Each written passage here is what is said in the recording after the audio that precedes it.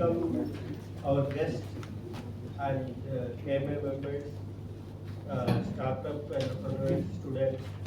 I request our program chair, Bibu Punaran, to come on.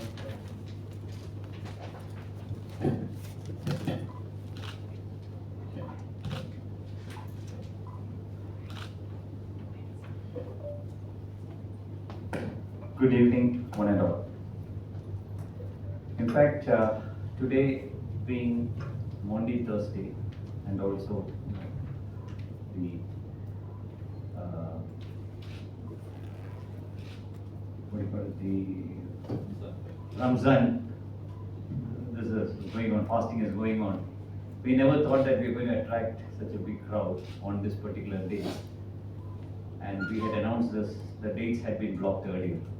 But I'm really overwhelmed to see such a large crowd here today evening, and I believe more registrations have been, people have registered, and they will be coming in, joining in the other halls too. So in fact, I'm very happy this evening to welcome all of you, past presidents, secretariat members, members of KMA, and startup entrepreneurs. Because this is indeed a wonderful program, the Stanford Seed program, which we really did research on, and then we could find that that it is so nice to have such a wonderful group of people to come and address us here this evening.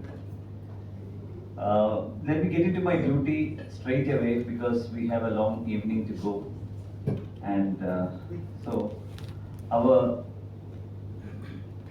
main speaker for this evening from Stanford Seed is Mr. Harish, and he is a business transformation advisor with Stanford Seed. Over the last 3 decades, he has been leading business transformation programs in the services, manufacturing, and higher education sectors. In his past advisory and operation roles, he has been associated with Ernst & Young, TCS, L&T, the American University of Middle East, and also worked as an independent consultant. So that's about Mr. Harish in brief, and we will hear more from him later.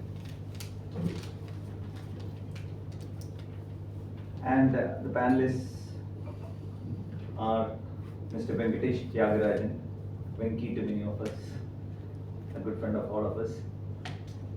Venki or Venkatesh Tyagarajan is the CEO of KMA Technology Solutions, an IT services firm focusing on delivering healthcare solutions in the US and Canadian markets.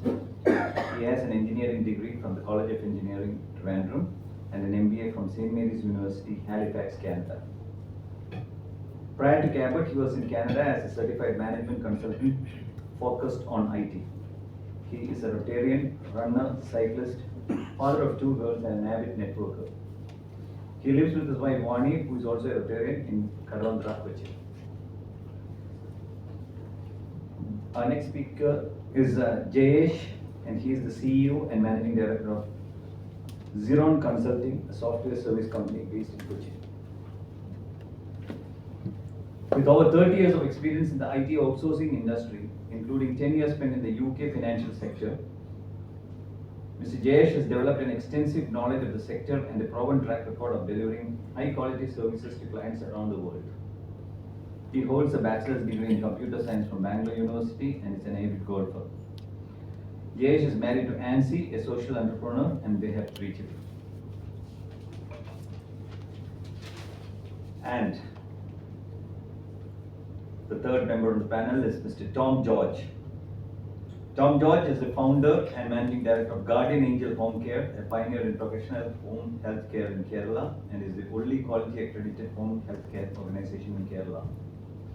Guardian Angel Home Care is based out of Kochi, Kerala. He holds a bachelor's degree in engineering from KMA College of Engineering, Kodamangalam, and is a postgraduate from NICMA University, Pune. Prior to Guardian Angel, Tom spent over 20 years in construction management and SAP consulting in India and abroad, working with large organizations like Satyam, IBM, and EY, Ernst & Young. In 2012, he commenced his passionate entrepreneurial journey in home healthcare to make a qualitative difference in the life of the sick and He is also an executive director of Guardian Angel Institute of Caregiving and a trustee of Guardian Angel Foundation. Tom lives in Cochin with his wife, Sheba, and 2 children. He is also a life member of KMA. And needless to say, the other 2 people sitting on the dais, Mr. A. Balakrishnan, he is our Senior Vice President, and Mr. Aljas Khalid, our Honorary Secretary. I welcome you all to this great evening. Look forward to this. Thank you.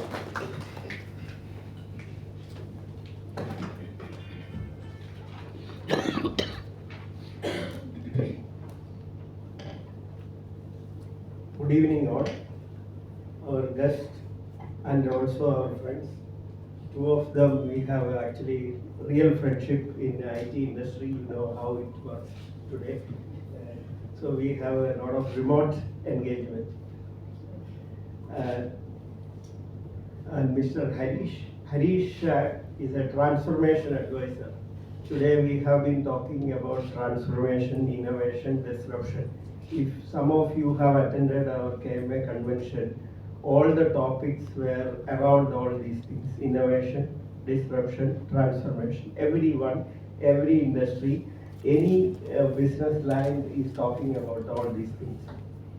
So if you look into the statistics, for example, startup ventures, 90% of the startups fail in 1 to 2 years. 10% may go a little more time.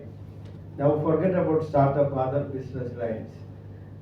Majority of the business when they start, 50% will fail in the first year itself. And after 4 years, you will be able to see only 30%. This holds good for years, actually, irrespective of whatever we are doing. Now, when you have bubbling on this, all these things, what is going to happen is failing rate is actually increasing. Startup, we are actually number 3 in the world in startup. Of course, we are number 1, probably number 1 in the world for population also. And youngsters are actually number 1 in the world. Therefore, naturally, it is a startup hub. You have a lot of workforce. I was attending a small session a month ago. There are actually 3 things that he was talking about the vendor. One is mindset, second is tool set, third is skill set. So if you have all these things, first is mindset, and then you have right tools to use and also enough skills, then you will reach success. I think this is a generic thumb rule in business and normally in life also, in general life also. So here, you see, first time I was actually, when he sent the WhatsApp message in our another group, then I was searching on what is this seed. Any new seed is actually, whether it is a cooked up seed or a natural seed or whatever. Then I realized that actually it is fundamentally started in Africa and now expanded to South Asia. It's a natural place for growth. You know, Africa is growing at a faster pace and large amount of workforce is there. Of course, there are political, economical issues are there. But however, that is actually naturally resourceful place. Similarly, these Asian countries, one is natural resources, second is people and capable people. Therefore, this is the best hunting catchment area for this seed. Very good, nice, and definitely it will help all of us. So we will hear from him in detail what is it, how it helpful for us. So I am not extending to that, but in business today to survive, one more, previously we used to say hard work, firm determination and all those things. Now today, if you don't have innovative mind and right kind of a tool and right kind of a people with the skill, then the success has a remote chance. Therefore, new methodology we all have to adopt. Change in organization is a difficult process. I am also surprised to see that caption, the pause before the scale. I am not sure whether business can pause. Very difficult. When you run, see today everyone is talking about you change or prepare your gear when on the fly. Similarly, I don't know whether you can pause it, but that also I would like to have more details because this is something, it's a running belt. If you pause it, that is the end of the story. So whether we can pause our mind, but I don't think business change can pause it. But a wonderful caption, great caption, thank you. That's all from my side. Before commencing our program, I would like to talk about a couple of other things on KMA. KMA used to do many similar programs and management development programs and a lot of educational subjects, which we used to get good speakers like all of you and even international speakers. I request all of you to consistently participate in KMA program. We have a flagship event of convention, digital summit. Then we also do CSR activities. As a part of CSR activity, last year, actually last 3-4 years, we have been giving scholarship to students. Student, there is a criteria. First of all, we do not want to give to everyone brilliant students and some economical problem for their meeting their economical activities. That is how we select the people. Last year we gave around 44 students, right from medical, engineering, various disciplines. Those, if they continue in the same scale in terms of their score and all other attributes, then again we'll support them. So 28 of them, out of 44, 28 of them qualified this year also. So as a token, we selected 5, we will be distributing scholarship to them now. And then we have also obtained a set of applications fresh, that is a committee scrutinizing and we will be giving it soon. So that is the next program. So we will have, can you please announce?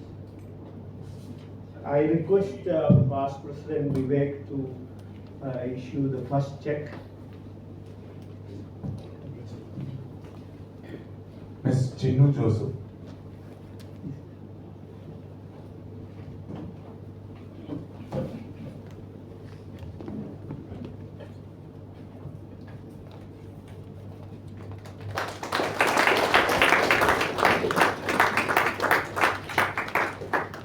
Ms. Ashley K. Anthony.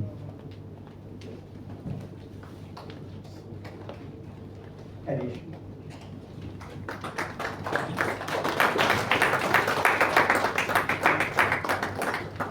Ms. Krishna Veni K.R. Jayesh.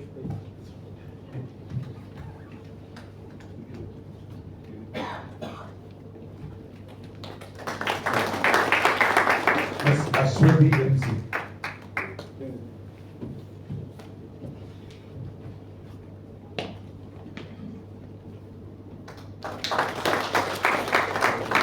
Mr. Jibin K. Rafe.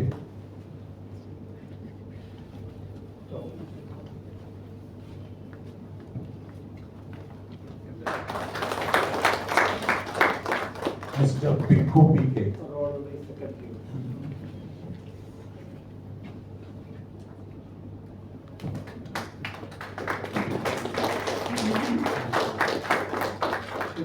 We don't have enough time to invite 28 people, so this is the first leg. Remaining will be dispatched to their home.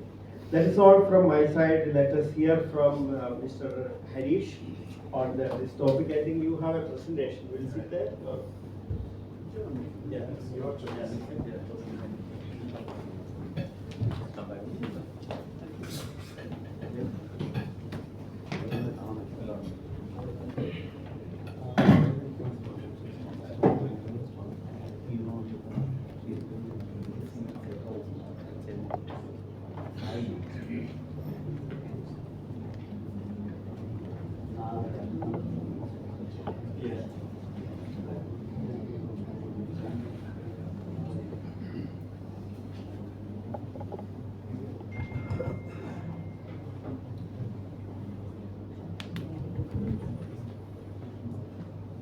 Good evening, all. A big congratulations again to all the scholarship winners. KMA, that way you are doing a wonderful job from this point of view, taking care of the entrepreneurs in your area. And big thanks to Venkatesh, Jayesh, and Tom also to make this event happen. Since all of you have come here, one question to start off the evening. How many of you really think that this program is for a startup or an established business? With a quick show of hands. For startups, show of hands. For established businesses? Okay, good. So this program is actually for established businesses. For startups, I will talk a little more about these things in little more detail as we move through the program. So a quick introduction. Where is Deepika? Yes. I also have Deepika with me today. She is our finance manager, part of Stanford Seed. She is also the hand and mind behind this event which we are seeing today, and she's also going to be helping me through the evening. And we both are part of Stanford University. You know it's very well known for the academic and the research, and more importantly the symbiotic relationship it has got with the Silicon Valley, right? And within Stanford University, the GSB, or the Graduate School of Business, is one of the 8 schools that we have. And Stanford Seed happens to be part of GSB, right? The program, Stanford Seed Transformation Program, is run by Stanford Seed and affiliated to GSB. And at Seed, our mission is to work with entrepreneurs in the emerging markets, in emerging economies. And we help the businesses to scale up, and in turn they create a positive impact in the communities that they are existing, or the industries they are operating. And we do that through the transformation program. A quick look at the agenda. We'll start with a brief talk on pause before the scale. The initial comment that yes, businesses are always running, and how can you pause, right? So we'll talk about it a little in some time. And after that, we will share a little more details about the program, what the program is, and then when you are applying, what kind of things you need to be aware of. These two things combined together, I think will take about 40-45 minutes, and then we have a panel, discussion. We all learn from each other, and especially if somebody has gone through the similar experience, or the experience that we are wanting to go through, if they have gone through that, their inputs are usually valuable, right? So we'll discuss with our panel members, probably around 25-30 minutes, and after that we'll open the floor for Q&A. So one request that I have is, when we are going through the session today, if you have any questions, please take a note of that so that we can address it today towards the end of the day. Right? So a quick show of hands. Let's try to understand who all is in the room.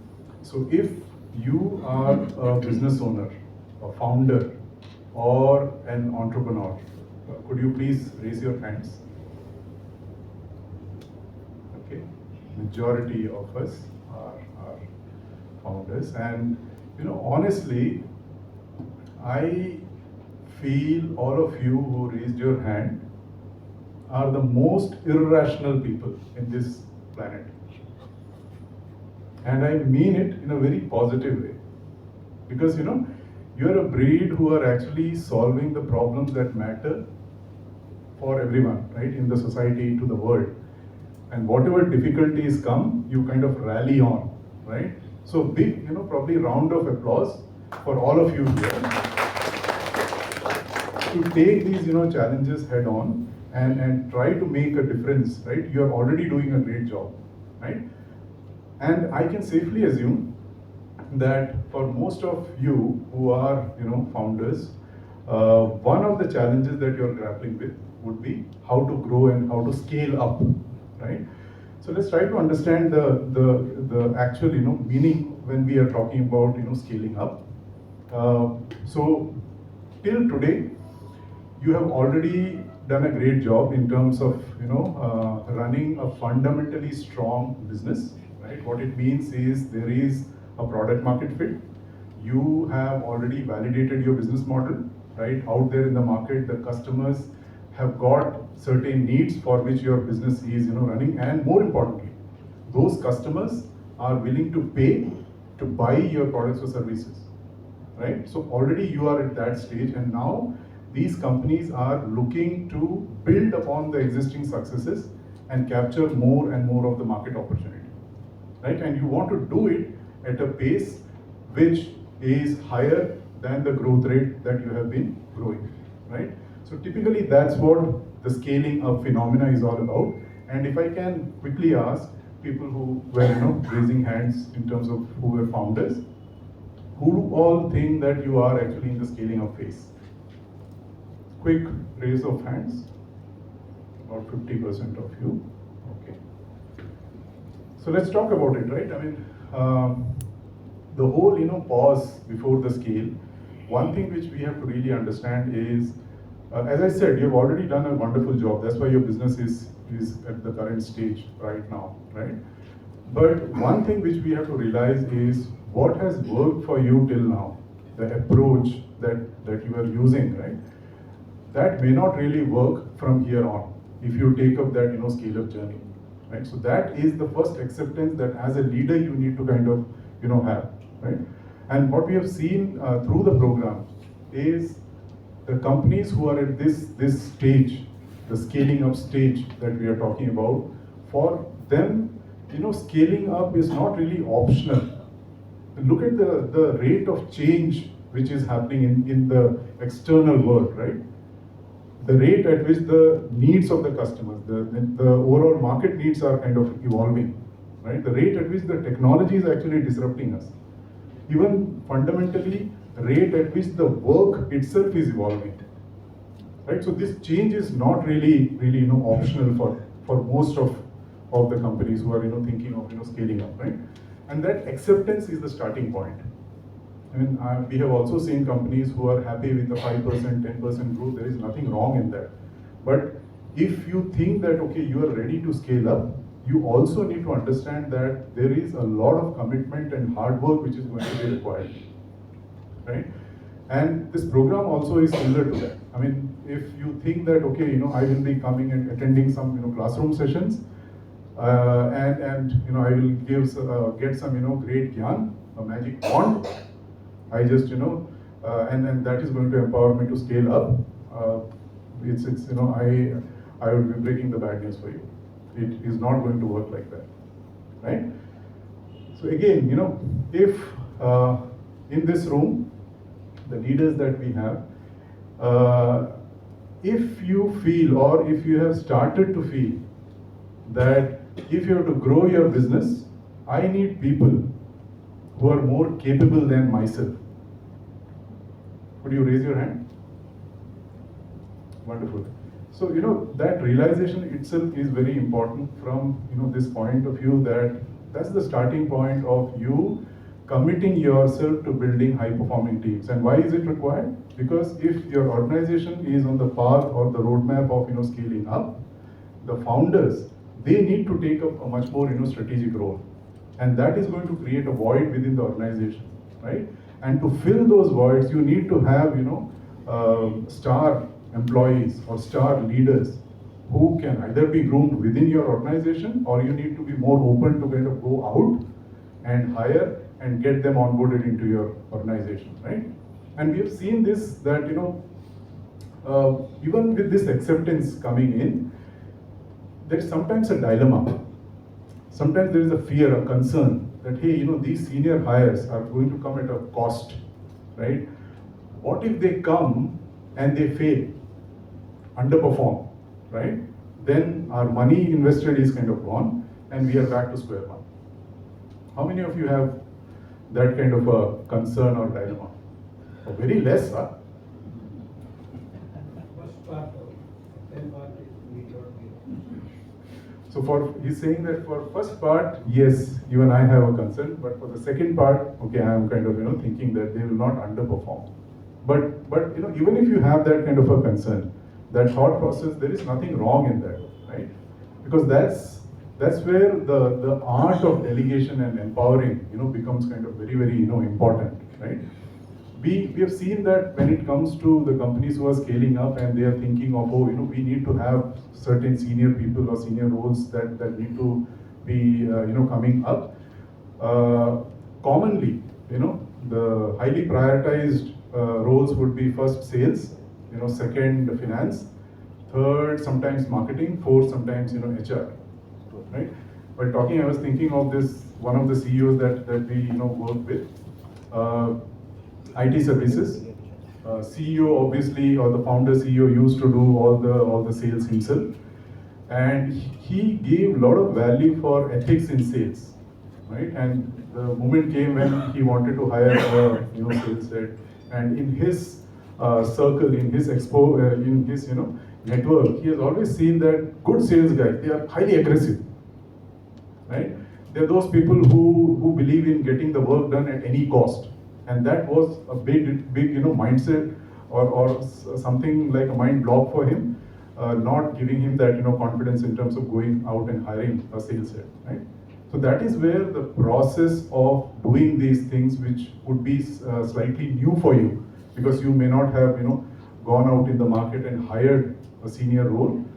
The process of doing that becomes kind of very, very important, right? So in this case, starting from the hiring, you have to break down the job description of the sales head, thinking that what attitudes really matter, right?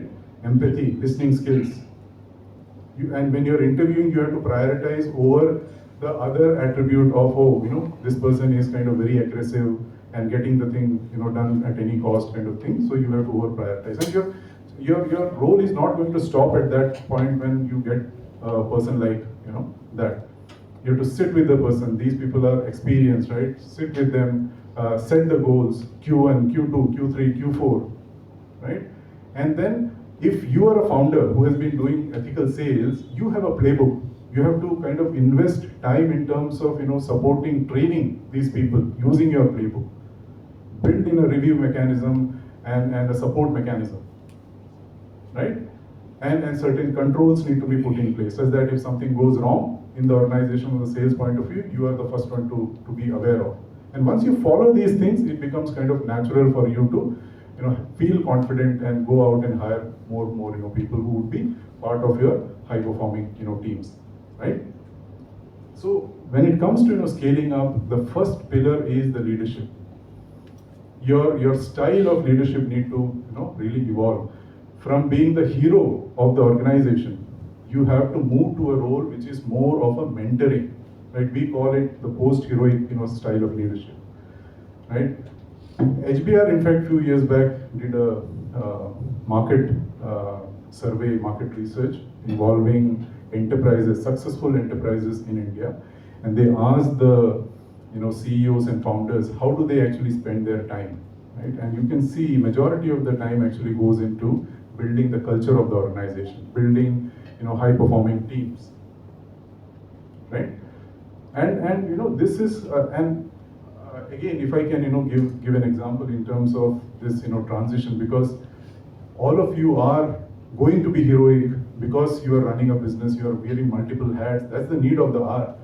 But even if you have that acceptance that I have to move from heroic to post-heroic, that transition is never going to be easy, right? We worked with one of the fintech companies about 3 years back. This entrepreneur had actually built his company, ground up with great difficulties, and a highly hands-on guy, right? And it had always worked for him till the time when they got into this, stage of scaling up, where it started to be a hindrance. Why? Because he would intervene in every leader's work, and he was blind to this, right? And in the program, we have something called leadership labs. What is that? a group of 4 to 5 leaders coming together every once in every 2 months. They will come and discuss their adaptive challenges, business related, growth related challenges. And in one of the meetings, he tells his peer group that I'm facing a big problem. What is the problem? My senior hires are leaving. 3 to 6 months they are leaving, right? And all of us are blind to this side of him. So we devised an intervention. His peer group visited his company, spent time with the leadership team in his absence, right? And indirectly, the team kind of indicated that he's a control freak. Yeah.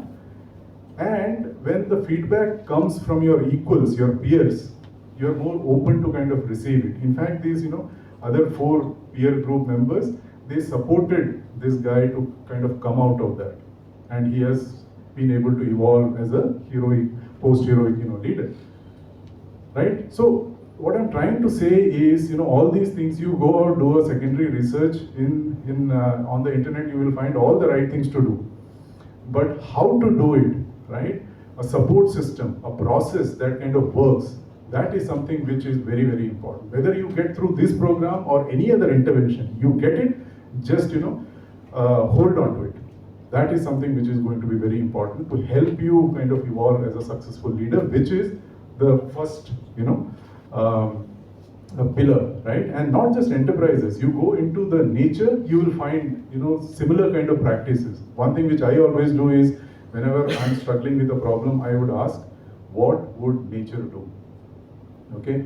And one thing, I'm kind of fascinated by bees, honeybees. On one side, they are very important to maintain the ecological balance in our society. But on the other side, you can learn brilliant lessons of leadership and business related, challenges, right? Now, we all know that in a beehive, queen bee, she is actually, leading the entire, beehive, right? But that doesn't mean that she is going to be involved in every decision that is happening in the hive, right? One simple example is the forager bees, which are the pollinators. Their responsibility is simple. They have to go out and get the pollen and the nectar back to the hive, right? So in the hive, all the roles and responsibilities are based on certain abilities that you have. So these pollinators are the youngest bees with highest stamina, right? But it's not that once the role is decided, they will be on their own. The first few weeks, there are veteran bees who would always accompany them, show them how to kind of select the right, flower beds, and how to efficiently, get the nectar and pollen back, right? And once they are competent, they are on their own. They can decide which is the most productive flower bed. They need not come back and check with the veteran bees or the queen bee, right? It's a great example of decentralization of authority, which we keep talking about in the business, right? Other very interesting aspect is queen bee. Obviously, from a size point of view, she is the largest. Even from a lifespan point of view, she can live 2 to 3 years, as compared to other bees who would be 6 to 8 weeks. Okay. Now, what typically happens is the responsibility of the queen bee is to lay eggs and take the race forward. But the day her productivity levels kind of come down, there is a process which kind of overtakes this entire ruling which is happening. There is a queen cup in which she has to lay eggs, and from there the princess bees would come in, and out of that the next successor is going to be decided, right? So we are talking about high performing teams, succession planning in business and all that. These are examples out there in nature, right? Which again prove that if you have to grow, scale up, these things, there is no escape, right? So leadership is the first most important pillar when it comes to scaling up, right? So if you have decided, this is the first aspect that you have to pause, you have to reflect, you have to assess your leadership style, and then accordingly decide what is the course of action that you need to take, right? Since we have limited time, I will pick one more topic which is important from the scaling up point of view. A quick show of hands, if I would ask that, how do you spend your time usually in the business? Are you the deal closer in the company when it comes to customer deals or the vendor side deals? You are the person who would meet the customers and ensure the customers are kind of happy. Whenever there is firefighting, you are the go-to person. You sign the check, you take all the financial decisions. Are you doing this in your company? Quick show of hands. Okay, most of you.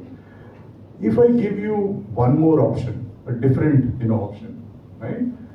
That you decide to spend your time formulating and communicating the purpose behind the organization to all your employees, your vision, mission, right, your strategy.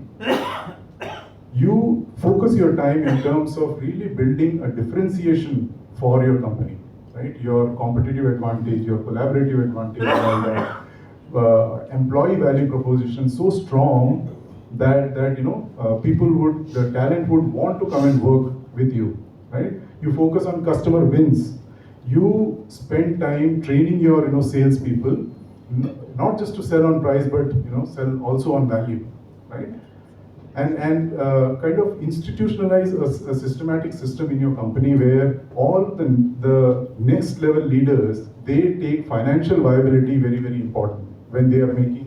Previous slide, sorry. Okay. The financial viability they take very, very seriously, right? If I give you this second set of options, and with quick show of hands, how many of you would want to transition into doing the things on the right hand side? Right? And that's the role of a strategic leader, right? And that's the role, evolution that has to happen when a company is scaling up. The founders need to spend more time doing these kind of things. And that's the reason on the previous slide I said, building your, a set of high performing team or getting those leaders becomes very, very important, because the moment you move to this role, there is going to be a void which is going to be created, right?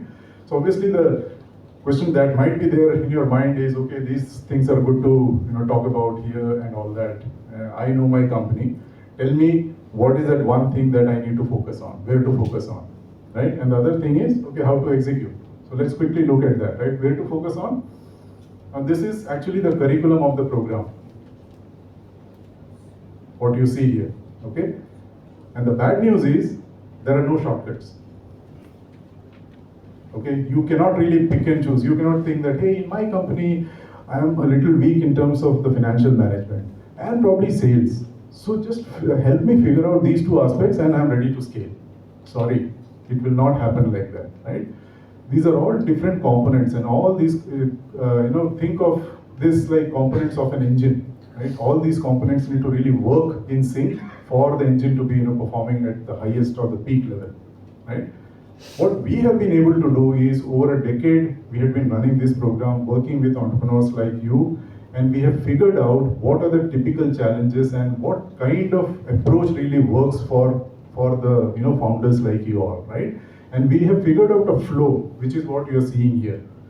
So it's a 12-month, 11-month program, a year-long program, which is divided into 4 phases, right? The first phase or the first part is where we get the entire leadership team on the same page, right? With respect to the strengths and the weaknesses within the organization. Whether it's your leadership, your org structure, org design, your business model, strategy, within which you have marketing, sales, your finances and all that, right? We start with that. Why we do that? It is to ensure that the heavyweights in the organization, when you get into deep planning stage of thinking of your growth plan, right? You get into execution. They don't throw their weight around and create resistance and roadblocks, right? At the first phase itself, there is going to be a calibration that happens across the entire leadership team, right? So in this flow, that's the first thing that we spend a lot of time. The second aspect is, it's commonsensical to think that if you have to build an organization which is sustainable in terms of growth, right? The financial health is something of the utmost importance. The maturity, the reliability when it comes to your operations and supply chain, that becomes very, very important, right? Because if these factors are taken care of, what happens is the mind space when it comes to the leaders, that would allow them to think without any constraints. When they are thinking of growth and planning for growth, these constraints are not going to bring them down, right? And that is exactly what happens in the third stage, that the companies or the entire leadership team would come together, brainstorm, and think of their growth plan, right? They use things like design thinking to think of or understand the customer, persona, the needs, and all that, and it really throws up, good insights in terms of for what exactly, for which features of your products or services the customer is actually willing to pay and willing to pay a premium, right?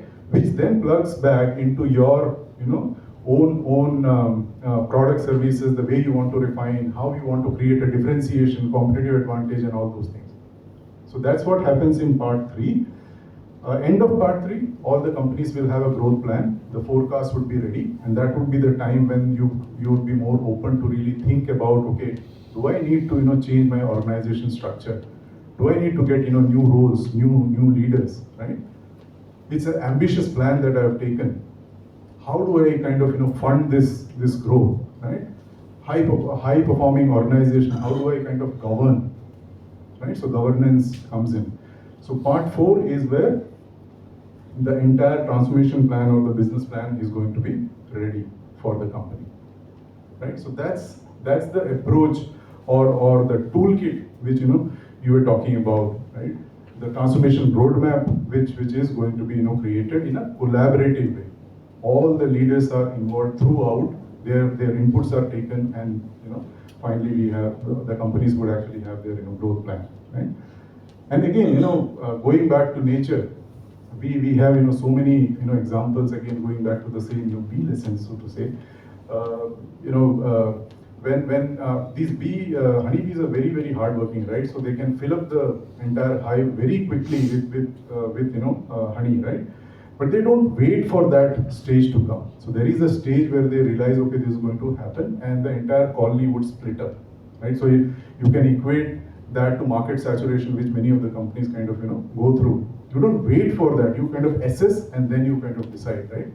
So the splitting of the colony happens, and there are these scout bees, which are like business development guys who would go out and scout for locations which are right in terms of the micro environment, right?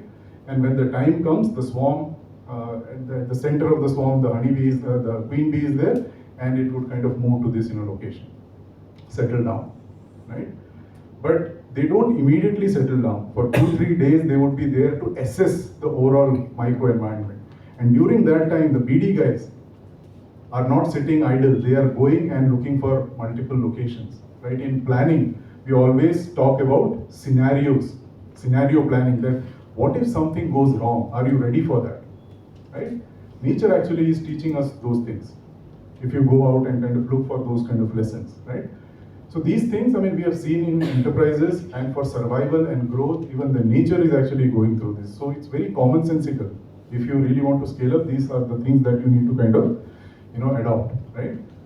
So the second aspect is the transformation roadmap, which is going to be like a toolkit kind of, guiding force. The key is it has to be created in a collaborative way. So the process is basically going to ensure that the entire team is, onboarded, right? Quickly, the other three things when it comes to the execution part. So first we were talking about where to focus on, and now it's the execution part. Half of the battle is kind of won, because you have built a collaborative, you have built your growth plan in a very collaborative way. The second aspect is again boils down to the founders, that you have to really spend time in terms of communicating why we need to onboard our company onto this transformation path, the scaling up path, right? You have to obviously create roles, give them freedom to work. You have to review, support them. So there are ways in which we do. I will not be getting into too much details, because there is the time is limited. So that's the first part. The second part I kind of touched upon, that whether it's the seed transformation program or any other intervention, you get a roadmap. Please, hold on to it, commit. And when I say commit, you have to prioritize. You're running a business, right? So you have to prioritize. You have to put things on calendar. and ensure that you are able to apply this roadmap, whatever roadmap, to your context. Right? And you do all that, but still you will not be able to solve all the problems. Right? There are going to be some challenges which are going to be left unsolved. So please, leverage your network, because it's almost like your network. Talk to them, share your problems, and learn from the peers, right? And in the program, what we do is, obviously, in every part, I spoke about part 1 to part 4, every part there are customized workshops that happen for the company, where the advisors would kind of, facilitate, these discussions. Plus there are certain, peer-to-peer interventions, opportunities to kind of learn from your peers. And also we get the alumni involved during multiple sessions, right? So there is opportunity for you to learn from your peer group also, because they also, like you, are problem solvers. So these are the 5 aspects when it comes to scaling up, starting with leadership, which is the first toughest thing, if you ask me, because it has to start with you as the founder. The acceptance that, okay, the company has to change. The next level is I have to change, right? And then I have to be also taking a lot of effort to do certain things that we spoke about, right? Which is building the transformation roadmap and executing it. So you have to come out of your comfort zone to make this thing happen. Yeah. So the choice is finally yours, whether you want to be continuing on working in the business, or you want to kind of make the second choice of working on the business. Yeah. And if you have decided to work on the business, you have to pause, because as I said earlier, what has been working for you till now will not be working from here on. And it's not like a flip of switch, that you flip that switch and things are going to change for you. So there is going to be a transition time. So it's important that you pause, you reflect on these things. What are the strengths? What are the weaknesses in the organization, right? Where exactly we stand. And based on that, embrace our approach. It can be our program or it can be any other approach. And embrace it and commit your time. That is going to be useful, right? So that's the whole pause, assess and act angle, right? So I will pause here for maybe a minute, and if you have any questions, maybe 1 or 2, I would be happy to take. We have a Q&A towards the end, but if there are any burning questions on pause before the scale. I have it. Yes, yes, sir. There is generally if you have an idea and you have to implement that. So generally what we do is follow up is a very important aspect. Yeah. And alternative. Yeah. And where you fit in that. I have not seen that. So are you talking about a new idea on which you want to? Project you get an idea, you have an idea. Yeah. And then based on that idea only you come with the project. Absolutely, absolutely. And there the implementation part, generally it has got to be followed up. Yes, to absolutely. implement that. Yes, yes. And then alternatives are important. Yeah, so as part of the program, what happens is from part 2 onwards, part 2 is when the companies are thinking of their financial health, operations, supply chain. Part 3 is marketing, sales and all that. From part 2 onwards, the companies would be, doing a deep dive, diagnostics kind of a thing to understand where the problems are. And like you said, rightly said, that they will be coming out with improvement ideas. And there is going to be an operating plan which is, created. And the essence of the operating plan is, for every idea, there is a person who is going to be responsible, right? You have to really brainstorm and understand what is the budget, support, resources required, what is the timeline that you need to kind of, commit, right? And what happens is, as these ideas keep, let's say if I use the word piling up, it becomes kind of unmanageable. So there is a need to do a prioritization, right? Which is in terms of 2 factors: how feasible the idea is and how important the idea is. So it's part of the program. We kind of help them to have a manageable set of ideas which is going to be executed. And the part of the process obviously is that there are going to be meetings, which has to be followed up, reviewed, supported, and all those things. So that's the execution part. I didn't get into the details because obviously you have to be part of the program also to learn these things, right? Yeah. So we will have time towards the end, right? Let's also understand, get to understand more details about the program. So this is 11-month blended, model. Blended would be there are components of in-person as well as the components of online interventions for mid-sized companies, right? So let me be very clear: this program is not for startups, companies who are of mid-size, and by that what we mean is at least for 3 years we are seeing consistent growth, right? If your business model allows. We are also seeing growth in terms of the profitability, right? There is a good existing, senior leadership team. So those kind of companies. It's a 11 month program. Starts in January. So for example, next cohort is going to be starting in January 2024.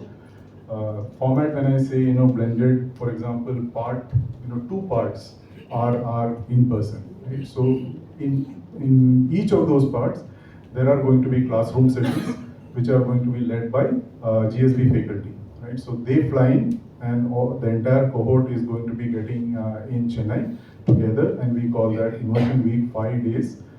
They are going to be taught, right? And then they go back and they are going to be giving a offload to the team, where the advisors, they act as a bridge between the founder and the program. They help them do this, downloading properly, so that the team is able to understand and they get onto the same page, right? So that's the second part, which is the workshops which happen in each part. The time commitment, I will not mince my words here. This program would actually need very high levels of commitment from the founders as well as the team members, the leadership team members, right? At least 5 to 8 hours every week from the CEO or the founder, and 2 to 4 hours per week from the leadership team or the management team, right? So it's hard work. And part 1 and part 3, it is in person. Part 2 and part 4, it is online, okay, fully online. And in each part, as I said, there is learn phase, there is apply. Learn is where the professors come in. You come to Chennai, 5 days you are with your peers. You learn from the professors. There are peer sessions which I spoke about, where you kind of bounce off your challenges. You learn from your peers, and then you go back to your company and apply those things through workshops, through systematic pre-works and all that to your company's benefit.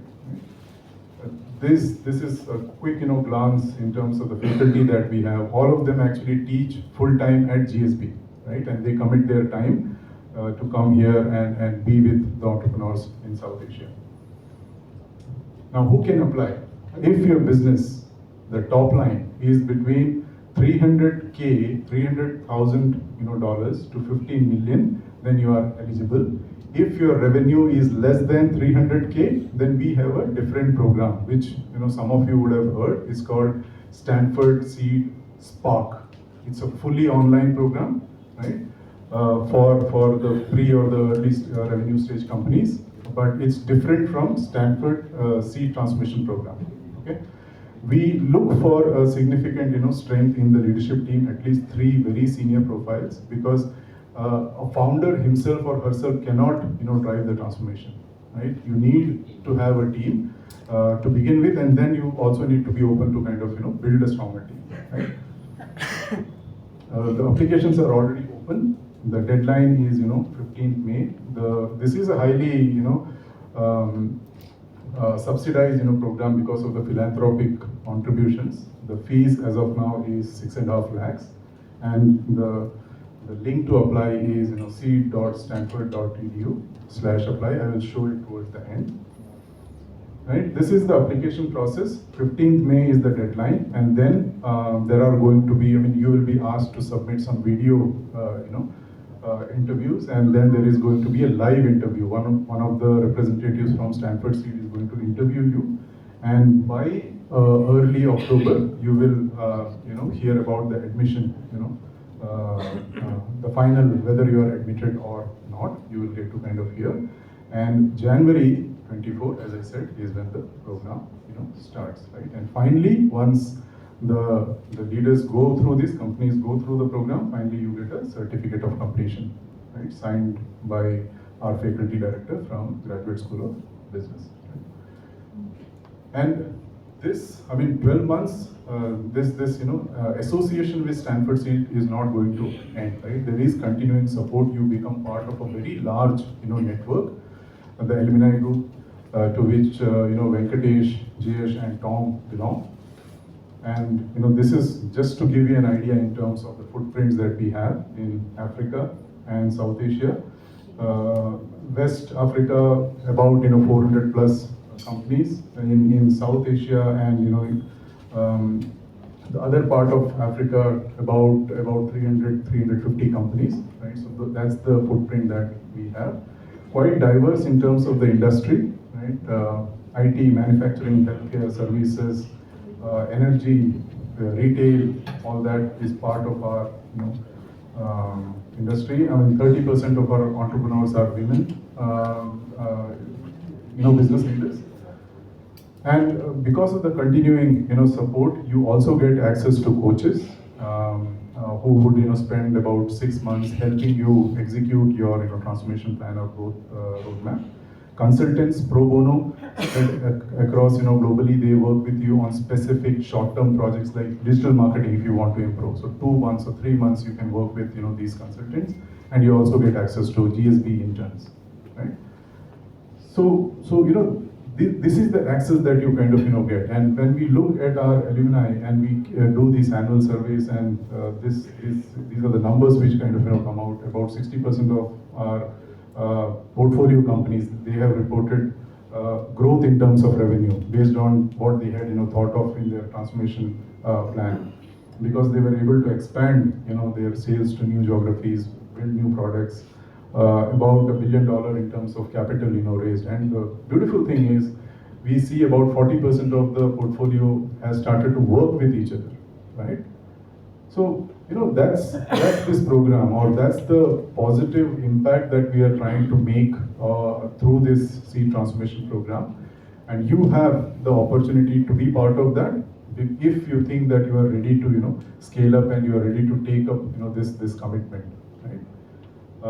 I would request you to maybe take a photo of this. If you decide to apply, you can just scan the QR code. It will take you to the link using which you can apply. Otherwise, the link is seed.stanford.edu/apply. Any questions? Let me pause for 2 minutes on the program. Yeah, please. The fee you have attested, or it can be part. Let my finance manager, respond to that fee. It's $8,000 for the whole year. So the question is that they have to pay at one go, or you? So ideally one go, but of course it's, we consider it on case-to-case basis. If somebody wants more payment plans, we are happy to offer that to accommodate any requirements and financial constraints. Yeah. So what I want to do is I will reach the target of $300,000 in between the program. That is, the program is starting in January. Yeah. So I think I will reach that projection around May or June. So during time of application, I won't be at that level. But every other category I fit in. Yeah. So in that case, can I apply? Because by July, I will need to know the growth phase, how to handle that. Yeah. So the fiscal year is going to end in March, right? So at that point in time, if your audited financial statements are not going to show 300K, you will not be eligible. And our honest, advice also would be to just wait 1 year, because once you cross that, you can still, work on strengthening your, roots, and that would be better for you also, because the design of the program has been thought through like that, right? It may not really, certain things that we will tell you to do, it will feel a little early for you. So it's actually good to just wait for maybe, 1 year. So there will be a cohort year after that also. Every year. In South Asia, this is the 5th cohort which is running. We started in 2017. every year. And what do you recommend about the Spark program? Is that fine for me? Spark? You have overgrown, Okay. I think, for the Spark. I think STP is going to be better if you can wait for a year. That's what I would recommend. What is the acceptance rate? So on an average, 50 companies selected out of some 600 odd applications. I mean, that has been, this year we are working with a slightly, larger cohort. We have about 80 companies, but on an average, that's the ratio. It's a very rigorous recruitment process, multiple rounds, as I showed you, interviews, and then, your financial assessments and certain other things. So it's a pretty rigorous process. Is this an acceleration program, would you call that, or? I would stay away from calling that, because this is more like I was explaining in the first session, it is more to support your scaling up journey, right? Which is not really just to accelerate, right? Which is a little early stage kind of challenges that we're talking about. The networking part that you mentioned, is that networking with potential vendors or investors and all that? So there are sessions that we hold where we get, investors, but from Stanford Seed, because we are a university, we don't direct kind of, do the marriage in terms of, okay, you go and, connect with this VCs and all that. We don't do that. But there are a lot of sessions we hold where we invite investors and they come talk, and from there you can directly, pitch to them or reach out to them. Okay, so given the time, let's get into the next page, which is we have our three friends, three alumni, right? Venkatesh, Jayesh, and Tom. And as I said, right, initially, we all like to learn from each other, especially if somebody has gone through the experience. So that's what we will try to do.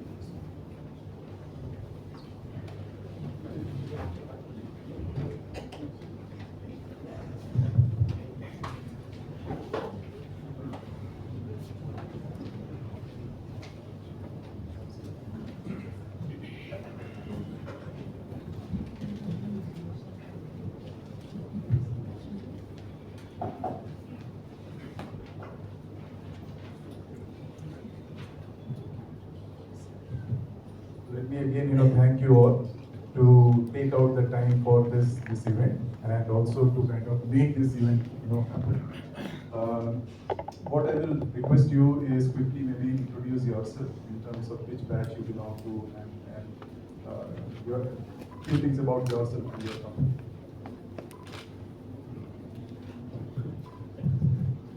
Hi, I'm Tom George.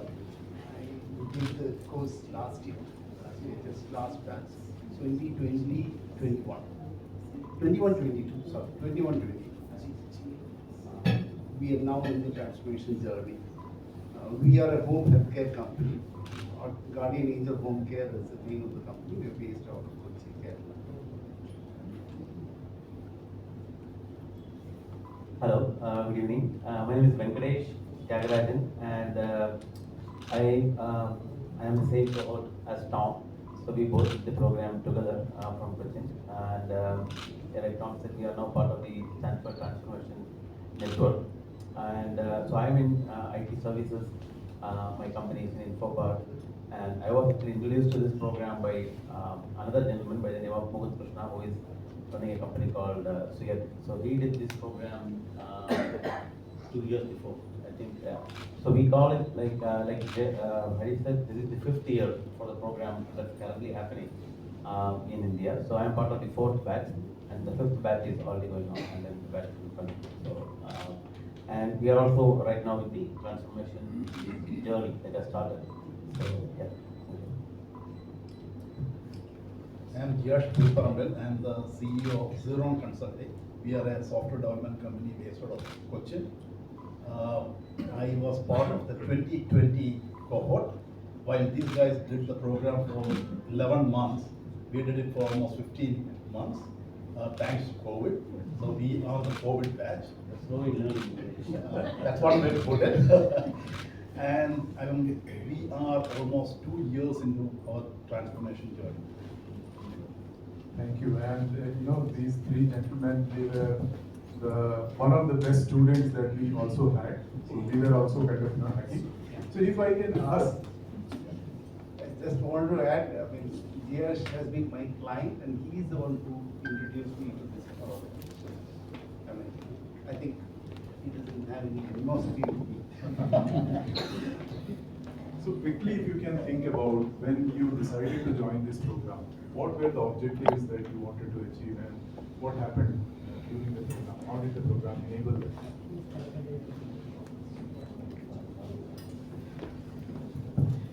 Yeah, we are reaching almost 20 years as a business, and when I applied to Seed, I think we should have been around 16 years.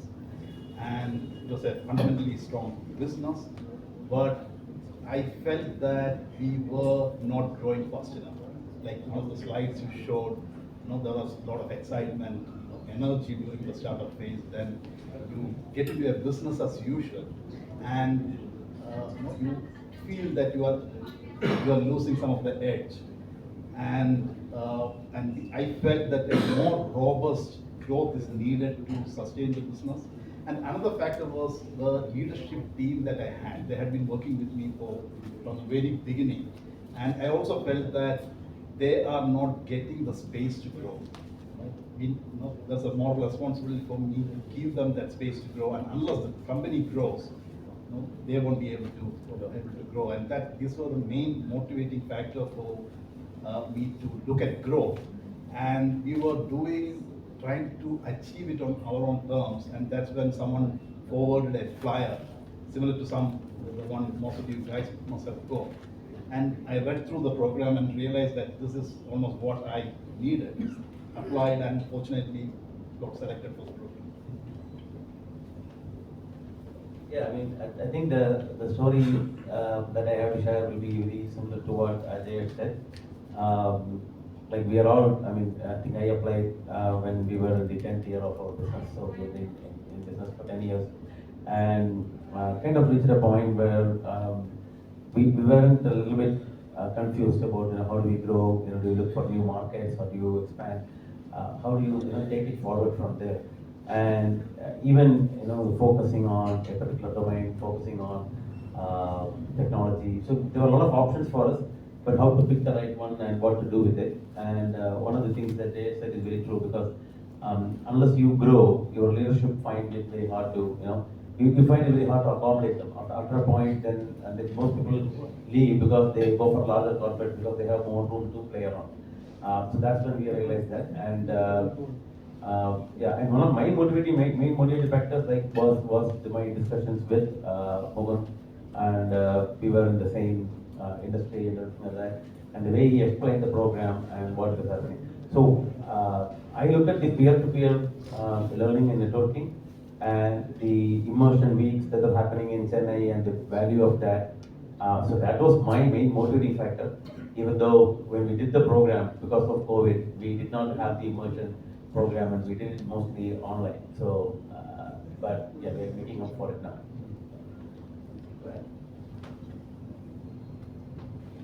Team, I mean, we have always emphasized a lot in terms of the importance of empowering the teams and getting them onboarded in this entire transformation journey. What has been your experience, Venkatesh?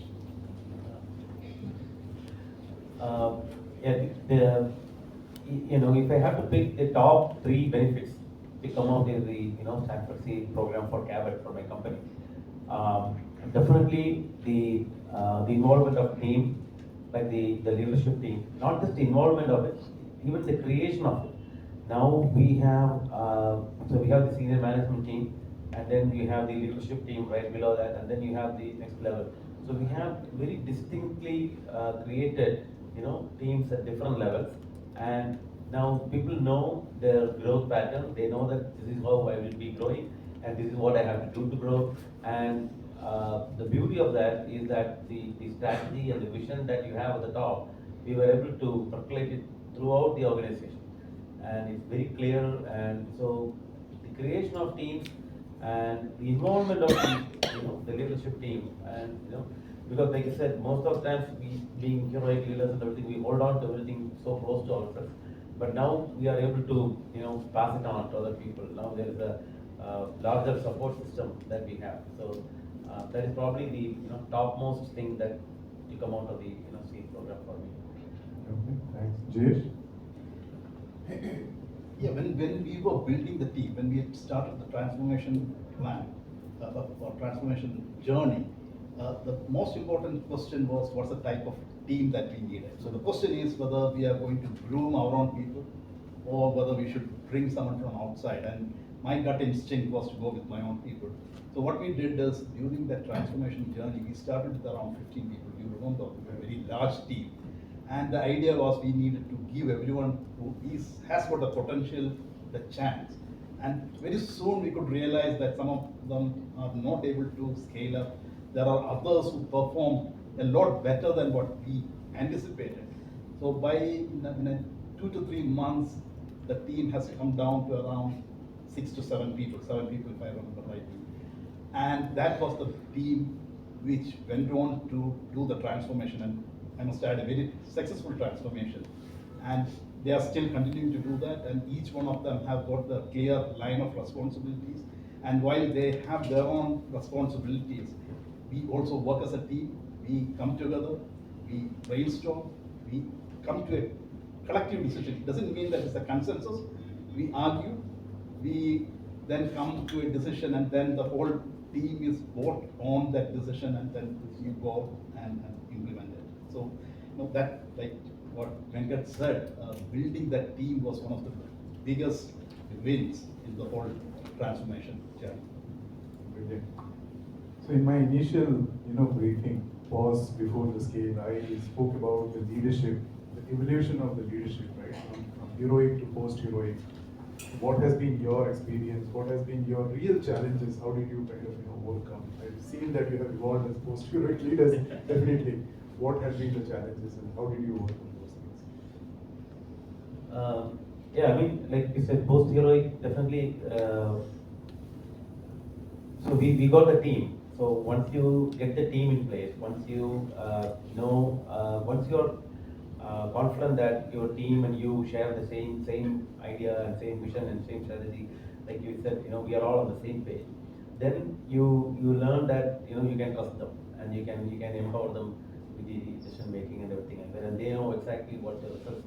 So it's become more like a outcome based management as opposed to managing by people and everything like that. So it's the outcome that matters, and everybody's on the same page.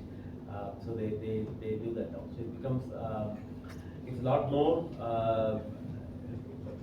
from a day-to-day operational leadership kind of thing, but it's a lot more like you are looking at other things. You have the free space now. You have the less cognitive load from one of our process. So we have less cognitive load now. So we don't think about it, and we let the team do the job.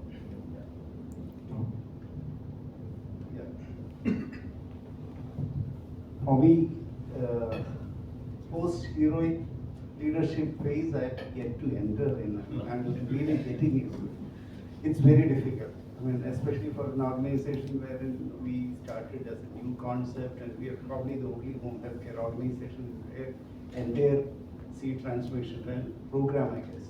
Now, every decision in the organization as a founder with a new concept I was taking. So role is very difficult. Even for small things, people come to me. As an organization, for me to grow, it was really difficult. And think of action, I'm in firefighting. I mean, even today he came as an advisor, he found a lot many things that I shouldn't be involved in at all. And honestly, yes. I mean, so realization that yes, it's a humbling effect as well for a leader who is actually being seen as the guy who will give you all the solutions within the organization. Now you have to slowly transform to a person who will tell them, okay, this is what your role is, and please empower them to do those things. Maybe correct in between. They might make mistakes. 20% is allowed. 80%, if you are finding them doing the good job, yes, fine, live with it. After some time, they will try and learn and bring in those 100% correct decisions. So I think I'm in that transformation journey. I wouldn't really say that I really have seen myself as a post-heroic leader yet. That's a wonderful thought, yes. I think probably this is the one area where I didn't have to do a lot of transformation because by inclination, by temperament, I have been a lot closer to a post-heroic leader than a heroic leader. And I always thought that's a bad thing. I always looked up to leaders who take charge, command, and manage. So it was a relief to see that that's another possibility of kind of leadership. Now, the way I used to operate is find people who can deliver, delegate, and as long as they deliver within the or within our core values, maintaining core values, I was very happy. But then during the Lead 360 survey, one of the things that came out was I'm not doing enough coaching and mentoring. And then I realized that for me to effectively coach and mentor, I need to be a little more hands-on to understand what's happening. So now what's happening is I'm trying to not be that hands-on, be a little more involved in and understand at a micro level what's happening so that I can give coaching and feedback. And then there are very small things that are very effective. I think something that you pointed out very early on. During this brainstorming session, I actively get myself involved and I have the habit of giving solutions as soon as I hear a problem. And what happens is, since I am talking from a position of authority, that influences the rest of the team. So that's something I'm trying to change, where I don't speak up during the deliberations, hold myself back and get the team to come up with solutions. And very often they come up with solutions which are much better than what I was thinking. So yeah. Gems of advice, definitely. For the benefit of the participants here, can you also talk about the kind of commitment which is required, and how can founders like them take the time out to ensure that they are committed, the team is also kind of involved? Any inputs for the participants? Yeah, I think what you talked about, around 8 hours a week, I think a minimum of that is required. Now, one of the advice that we got when we started off the transformation journey was to, or rather started on the program, was that do your workshops, do all the activities as per the time schedule. Now, it's not always easy because you've got a business to run, but what we have done is we have tried to follow the timetable and finish our assignments on time and do all the work on time. And that helped us to, towards the end, when we were putting up the transformation plan, it helped that we had every piece in place and we could put it together as a transformation plan. So it's vital that the participants put aside quality time and follow the cadence that is advised, and that would go a long way in having a very successful program. Yeah, I mean, nothing to add. I mean, like you said, at the commitment level, I actually think it's more than 8 hours a week. And Tom will echo that. He'll probably say much more than that. I know, because Tom and I did the work together, so we will catch up on every day. So Tom didn't do that, and I went to catch up. So, if you wanted to do a very good job, maybe more than 8 weeks, if you wanted to complete all your readings, I think they skipped some of the reading part. That's fine. He did all the workshops, but he didn't read all the articles. Yeah, but I think, if you, I mean, you give priority to that, and I think the learn part is where it's very time constrained in the sense that you have to attend the classes on the time, and then you get the most out of the classes if you actually do the readings and everything like that. So and from the team also. So in order for you to get the commitment from the team, you really need to show that you mean business, you are serious about it, and then you are doing that. So initially, it was a little bit of a hard task because the team was not very sure. Is it going to be another program that Venkatesh starts and then leaves in the middle and things like that? But when they saw that the first couple of months, okay, more emails are coming, more homework is being given and all those things, then they realized that okay, this is not something that we are not going to escape from this for 1 year. So let's just get ourselves more involved and we'll do that. I think in terms of time, okay, as he said, commitment is very much there. But once you start doing the program, you're doing actually working on your business. Yeah. So it's typically not something that you are doing like in a school or a college days. You're making an assignment for someone else. I mean, or some, fictitious stuff. No, this is on your business. So most of what you do as pre-work or even post-work after the classes are done is all on your business. So to that extent, it is very, very encouraging. After some time, you tend to start to think that, okay, hey, why didn't you think about it before? Oh, how did we get here? That kind of questions will come. How did we get here without doing all of this? Very, very practical, very, very, business-focused directions will come from this. So that is the best part of it. And after some time, you are not really spending extra time or anything. You are willing to spend that extra time for your business. You have been doing that all the while. So now it is in a much more structured way. Thank you. I'm cognizant of the time. Maybe one last question before we open up the Q&A. Two tips for the participants or the applicants that you can provide, because you have gone through the program, gone through the experience, even the continuing support that you have got, right? So any two inputs that you would want to give to the participants? Tom? First and foremost, what I think is the program doesn't have any fluff. It's direct to the business. I mean, that is the best thing that could have happened. I couldn't go to Stanford. Stanford came to me. So this is like, you can sit at home and then do a Stanford program.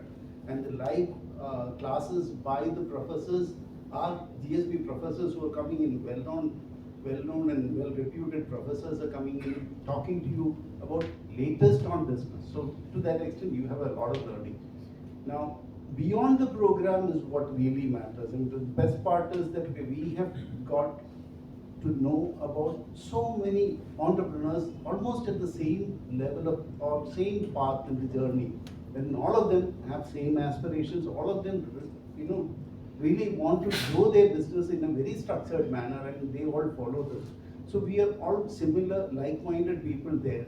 And we have got our own, it's leadership labs, transformation studio, there are a lot many terms that would come in as part of the program, but leadership lab we are coming up with adaptive challenges, a challenge that I have personally, presenting it to other people, telling them that this is my challenge, how would you handle it? Without me intervening, they will suggest you many things, and I'm required to think through what is possible within that. So that is a best part of within the program itself, the network. Beyond the program, beyond even the leadership labs, we have had within the 2021-22 batch, we have another group that we have formed. We are getting together and we are actually discussing problems in a different level. Again, trying to solve our problems. The bigger network is wonderful. We just had a Bombay Global Summit where about 250 Stanford transformation cohorts, alumni met. And there again, the reciprocity and the way to help others is wonderful. So you really are benefited in a great way by having this program. In fact, I really want to thank Stanford for having given me an opportunity. That's how I see it. From a tip perspective, if you are thinking about joining the program, because there's a lot of online information, feel free to reach out to any of us to understand. I know that half an hour or 1 hour session will not do justice for what is involved in the program. I'm sure that any of us would be more than happy to meet with you and go to walk you through the program in much more detail and what is involved in it. If you're thinking about it, if you're on the fence, should I do it or should I not? Maybe a session with one of us will help you to decide what's happening. And the value of the program is certainly being related. So I think the only tip is that do your research and see how you can give the correction. Thank you. If you are thinking of doing the program, go home and start filling up the application. You can always decide whether you don't want to continue to do it. So I would encourage everyone to go start your application process. It's very straightforward. There's no marketing needed. That's an advice I gave Tom when he was applying, and that's what I did. You go there, state your problem, say where you are, where you want to go, and the team at Stanford appreciates that honesty and very straightforward applications, so that you don't have to spend overthinking on doing the application. Go and complete the application. That's the first thing. Second thing is, irrespective of whether you are planning to apply or not, I'm sure each one of you would know people within your network who can benefit from this. So please encourage, pass on the information and encourage others to apply. For instance, like Tom said, Tom, I was using Tom's service, and I was delighted with what he was doing. And when the time came, I had no hesitation in calling him up and say, Tom, there's this program, apply. And as you can see, he has benefited from this. So please go on to apply. And I think Seed is doing this roadshow. Most of the cities are metro cities, and one capital city, Kathmandu.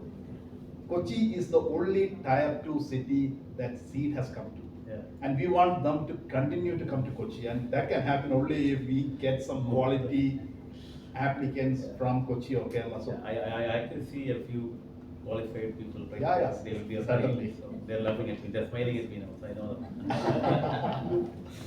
There is one reason why. There's one other reason why they're doing it here this year, I believe.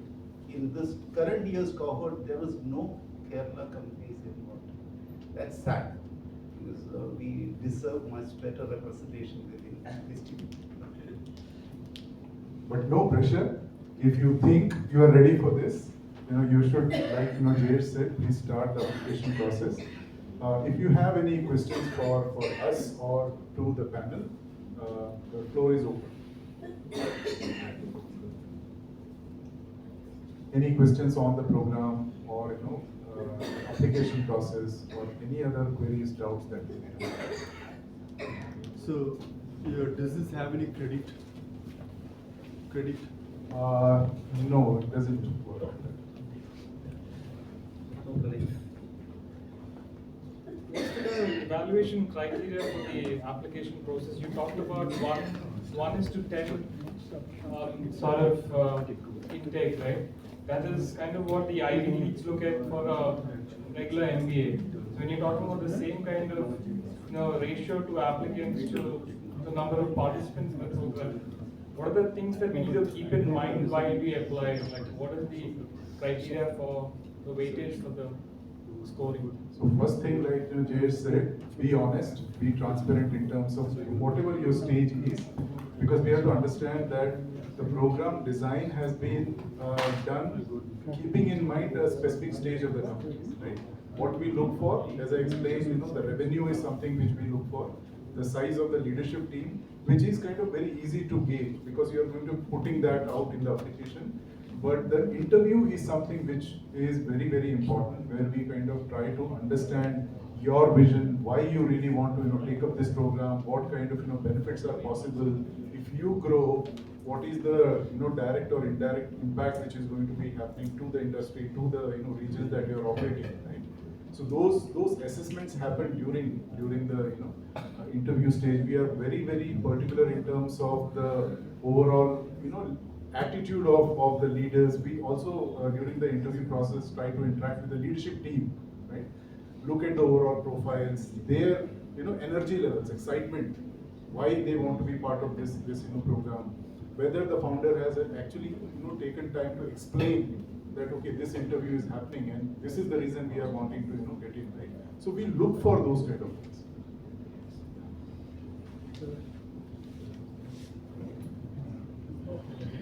Yeah, maybe take one last question. In fact, it's not a question. My name is Suresh Kumar. I would like to know more about Stanford because in your organization is near California. The university is in California. University in California. Suppose somebody wants to visit there, what is the process? Because myself probably might come to USA sometime. In that case, as an academic interest, is it possible to visit Stanford? And what's the procedure? So, you know, the cohort that we have or the alumni, if they are planning to visit, we have our, you know, extended team in Graduate School of Business. So we kind of enable those, you know, connects, contacts and all that. That is what we, you know, end up doing. As part of the program, nothing of the program or no part of the program is going to be happening in the university. But we enable that, you know, touch point or the contacts for the cohort or the alumni. If somebody wants to visit and interact with one of the, you know, professors and all that, that is enabled by the South. So in the university, there is no program I mean, there is no facility to see the university and things like that. How do you work there, etc. For the cohort and for the alumni, it is possible. It's possible. How do I do that? Yeah, there is a student. You have, if you become part of the program, okay. You complete the program, then you become the part of the alumni, right? And then if you want to visit, if you are visiting US, you can reach out to us and we will enable that, you know, contact. All right. That's what. And just to add to that, I think anybody can visit the university. yeah, I've been there many times, and you can even sit into the classes and listen to it, even if you're not a join the class. Adjust is the father of a Stanford alumni.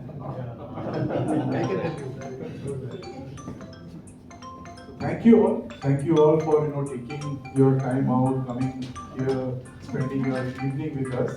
I hope your questions have been answered and you have got, you know, certain clarity. Okay. Last. Oh, the mic. One mic, please.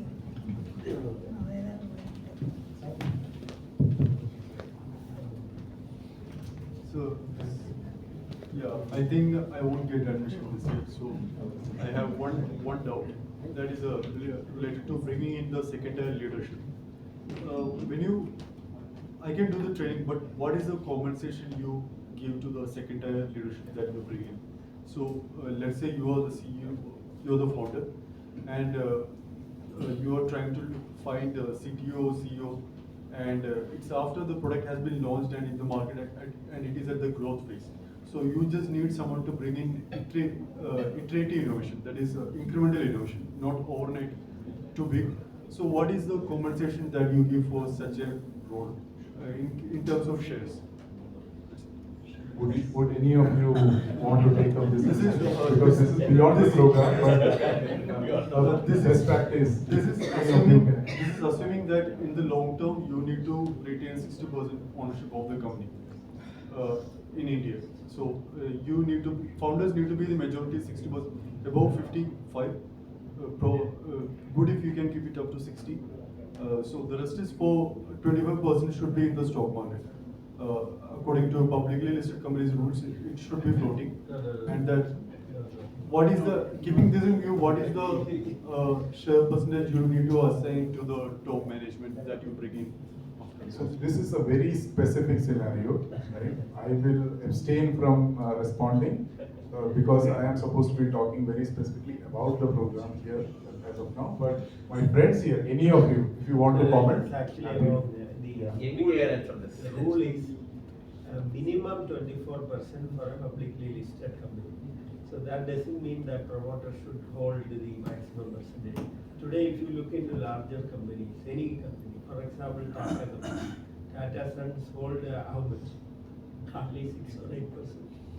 So it is not the ownership, stakeholders' ownership is not so important in a publicly listed company.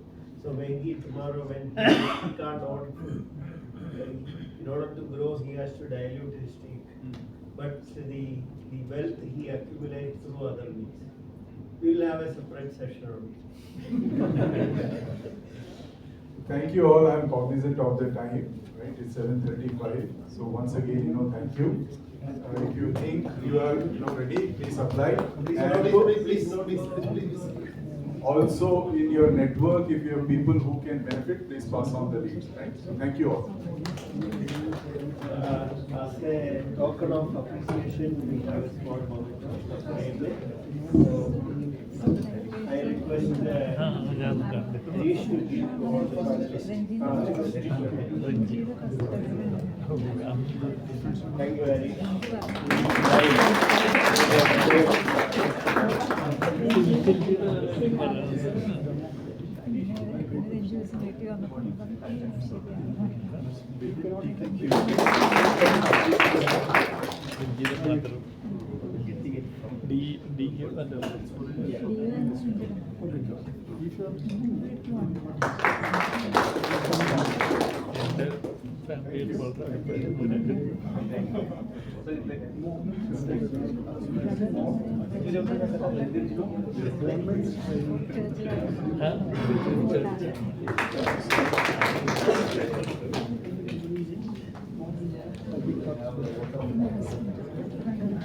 Yeah, I know we are stretched quite a lot, but a few more minutes, please.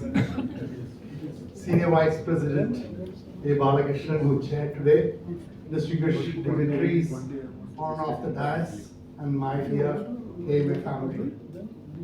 Around 12 years back, in the same month of April, I was in Mumbai and I got a call from my darling daughter, and she sounded exuberant. What she told me over the phone made me spellbound, speechless, as if I was hit with a thunderbolt. I didn't know if I had to jump up with joy or cry out loudly. കഴിച്ചിട്ട് ഇറക്കാൻ പാടില്ല, മതിച്ചിട്ട് തുപ്പാൻ പാടില്ല situation. All because what she said involved a lot of money, around $100,000 per year for 2 years, which I could not have afforded at that time. After a few minutes of silence, my daughter asked me if I was still online. I again paused for a few seconds and took a deep breath before asking her in a very faint voice, scholarship in the Gari endingalum paranja mone. I vividly remember that phone call from my daughter informing about her acceptance to Stanford University for 2012 batch of Master of Science in Sustainable Design and Engineering.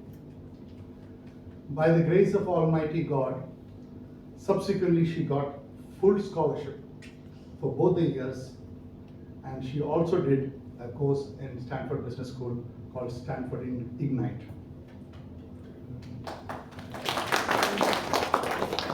My wife accompanied me to have a unique opportunity to visit the prestigious and beautiful campus in Palo Alto in California.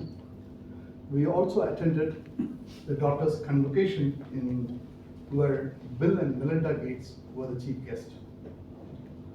Thereafter, she worked 5 years in Stanford Global Projects Center as a researcher, traveling around the world, and also found her love of a life in the Stanford batch.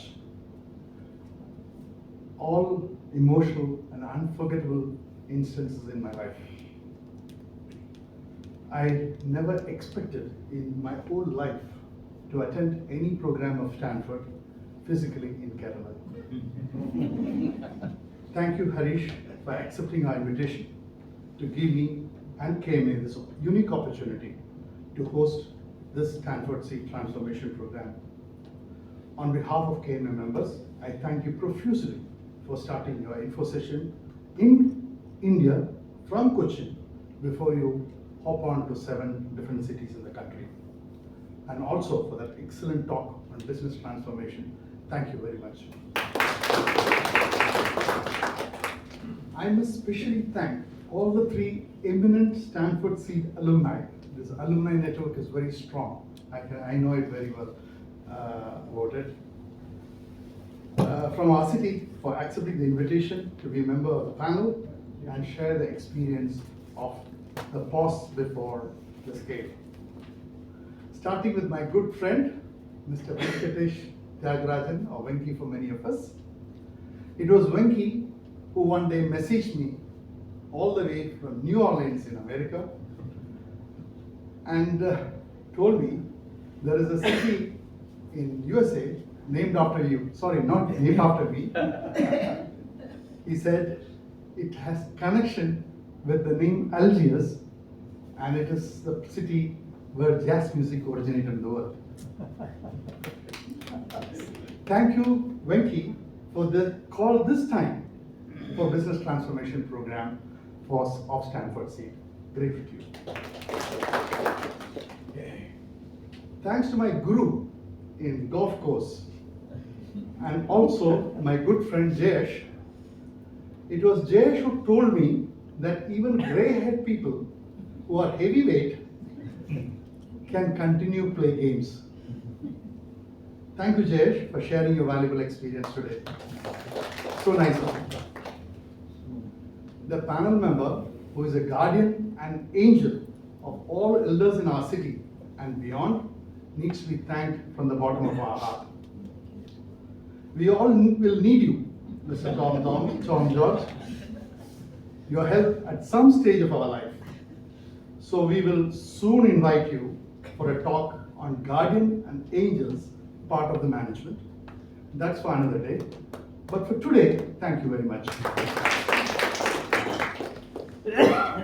I can see galaxy of past presidents who are our well-wishers, advisors, guides, and KMA's pillars of strength.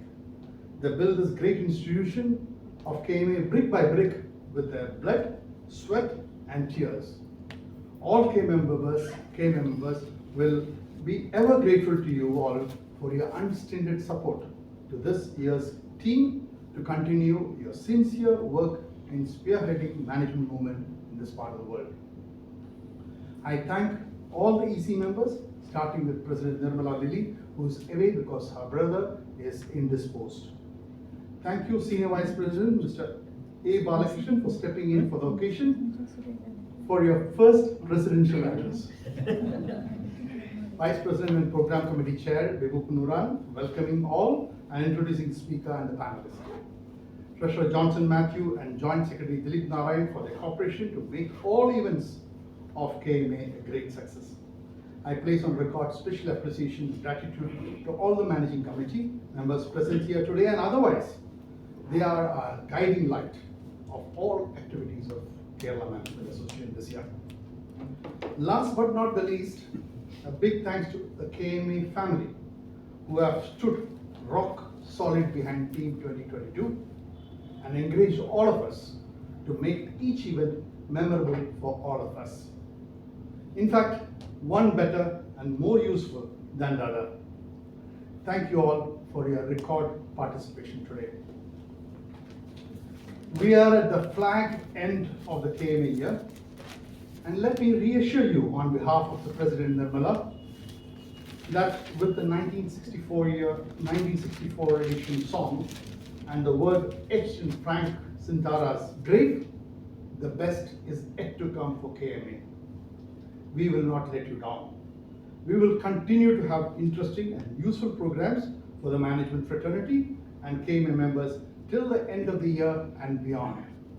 Thank you all. Have a nice evening.